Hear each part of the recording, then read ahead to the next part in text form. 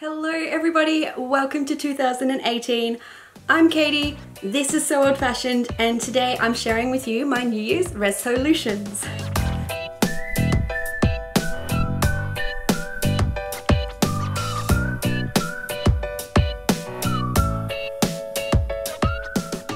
No doubt you've seen some New Year's resolutions videos popping up on YouTube already. It was started by A Girl Called Boz and Cotton by Candy, so I'll link to both of them and their original videos so you can find out more of what it's about.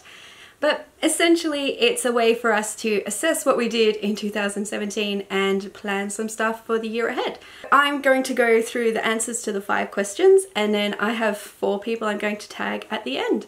So let's get started. The first question is, what is your favorite make of 2017? And this is a hard question to answer because I made a lot of things I liked. I really liked my gingham dress that I made from the 1970s pattern with a fabulous collar detail.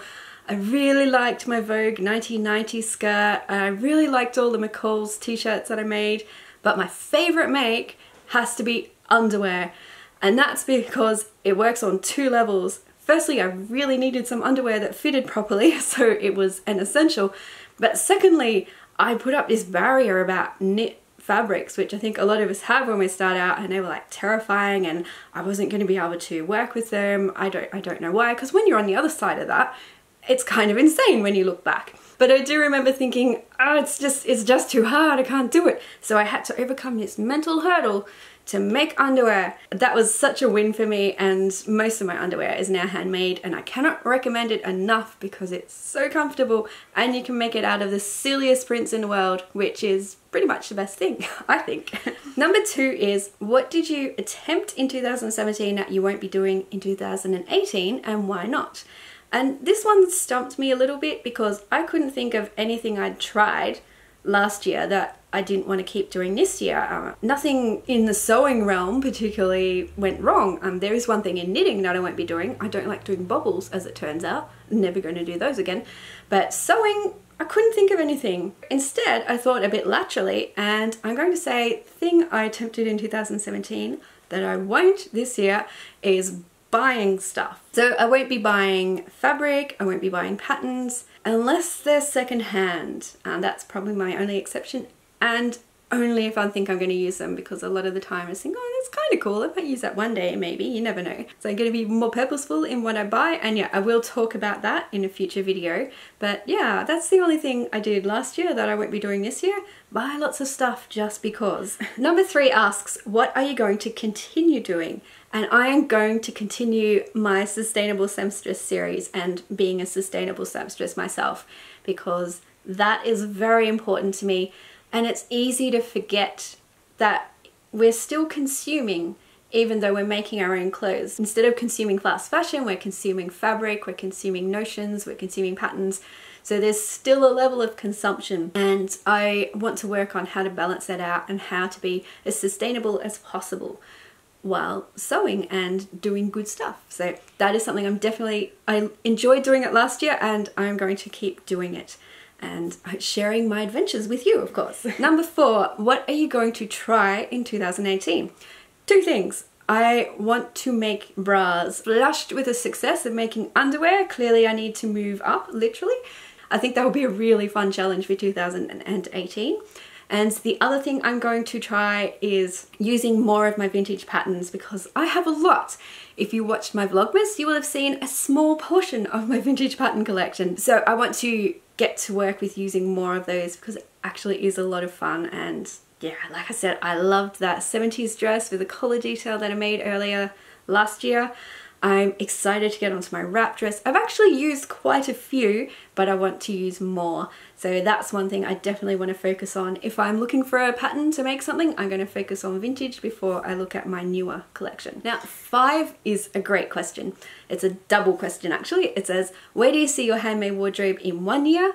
And what about 5 years? By the end of this year, I would like to have a handmade wardrobe that is fitted to me. So I love working with knit fabrics because you don't have to do much fit, but I'm really wanting to focus on making the less flexible fabrics work, which is why I'm going through making a 12 from Gertie's Ultimate Dress Book at the moment. I would like to have a series of dresses that just fit perfectly or as close to perfectly as possible.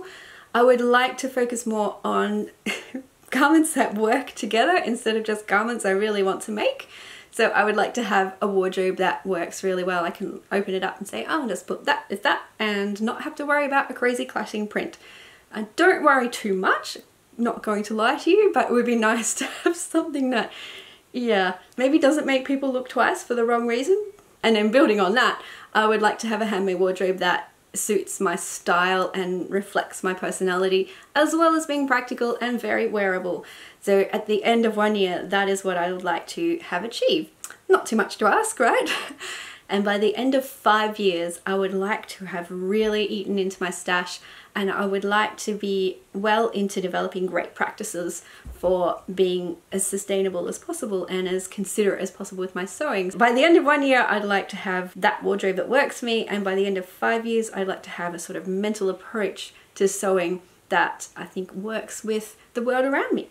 Again, not too much to ask, right? Surely it can be done. So those are the 5 questions, and I really enjoyed thinking about them, and it's really going to guide me for the year ahead. So I highly recommend having a go watching other people's videos, because sometimes they have ideas that can work for you as well.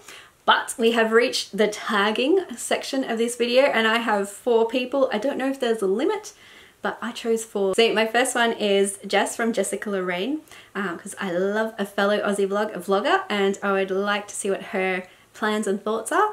I would also like to tag Elizabeth from Elizabeth Made This, because she seems to sew so many things, and she really thinks about what she's sewing, so I think she would have some great answers to this. I would also like to tag Tanya from Don't Dream It, Sew It, because again, she is a really considered seamstress. She sews a lot of things, and she really thinks about how they're all going to work together.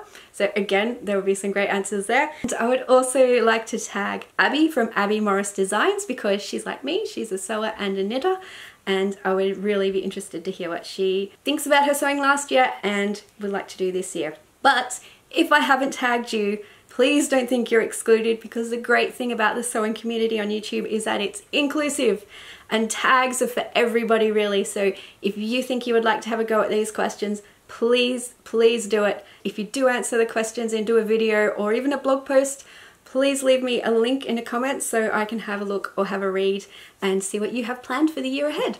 So that is all for today.